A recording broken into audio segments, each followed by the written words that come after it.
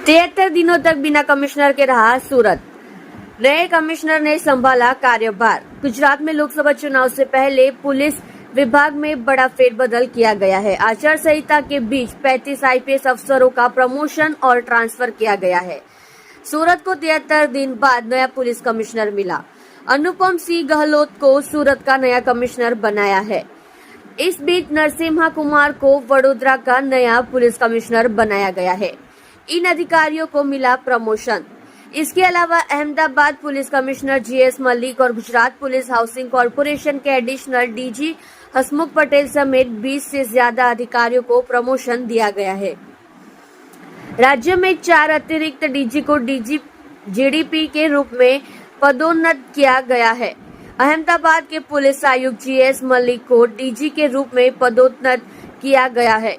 कराई training centre के principal अभय चुड़ासमा को एडीजीपी के रूप में पदोन्नत किया गया है। चिराग कोडिया को बॉर्डर रेंज का आईजी बनाया गया है, जबकि आईपीएस आरवी अंसारी को पंचमहल रेंज का आईजी बनाया गया है। 3 दिन बाद नए पुलिस कमिश्नर की नियुक्ति।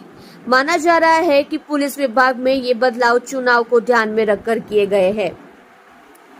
सूरत के पूर्व पुलिस कमिश्नर अजय तोमर 31 जनवरी 2024 को सेवानिवृत्त हो गए। इसके बाद 73 दिनों तक इस पद पर कोई नहीं था। अब यह जिम्मेदारी अनुपम सिंह गहलोत को सौंपी गई। गहलोत 1997 बीच के आईपीएस अधिकारी है।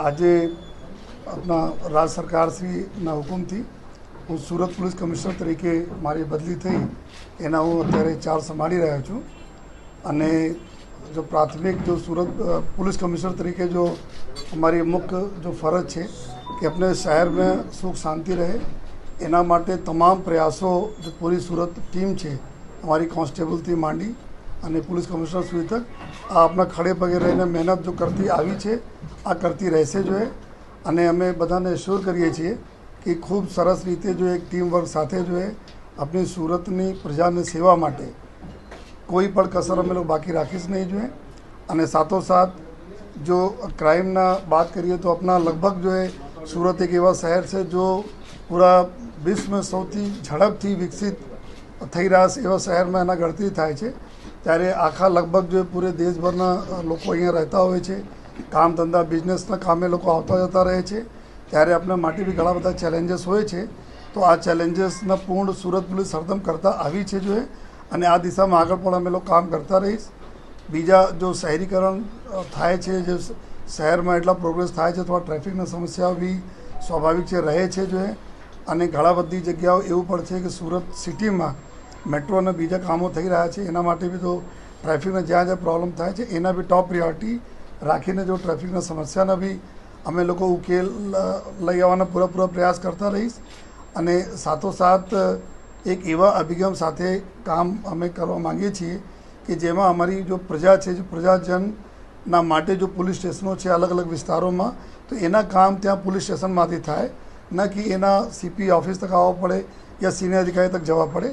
તો એક એવા માટે બી અમે લોકો પૂરી મહેનત કરીશ કે તમામ અમારી જો ફરિયાદીઓ છે એના કામ આપણે જે તે એના વિસ્તારના પોલીસ સ્ટેશનમાંથી થઈ જાય એવા પણ અમે પૂરા પ્રયાસ જો કરીશ અને આ બધા પ્રયાસોમાં આપ બધાના અમારા મીડિયાના મિત્રોના ખૂબ જ એક સહકારની જરૂરત રહે છે અને ઉમ્મીદ પણ રાખીએ છીએ કે આપને બી જે રીતે સહકાર ડિપાર્ટમેન્ટમાં મળતા આવ્યા છે આ રીતે રહેશે અને સાથોસાથ આપણા પ્રજાજન જેના સહકાર વિના અમે લોકો कुछ કરી શકીશ નહીં તો એવા અમે સુરત શહેરના નાગરિકોને બી અમે રિક્વેસ્ટ કરીએ છીએ કે આપ બી પોલીસના જો સહકાર કરતા આવ્યા છો આ જ રીતે સહકાર આપતા રહો જેથી આવનાર દિવસોમાં આપણા સુરતને સેફ અને સુરક્ષિત રાખી શકીએ।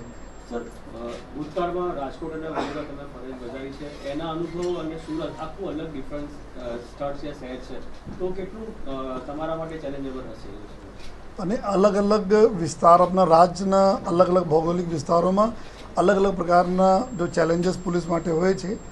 સુરત એક એવા શહેર છે जो अपना राज्यना बात करिए तो एक तरह इकोनॉमिक कैपिटल तरीके ओळखाय छे અને એના જ લીધે બધા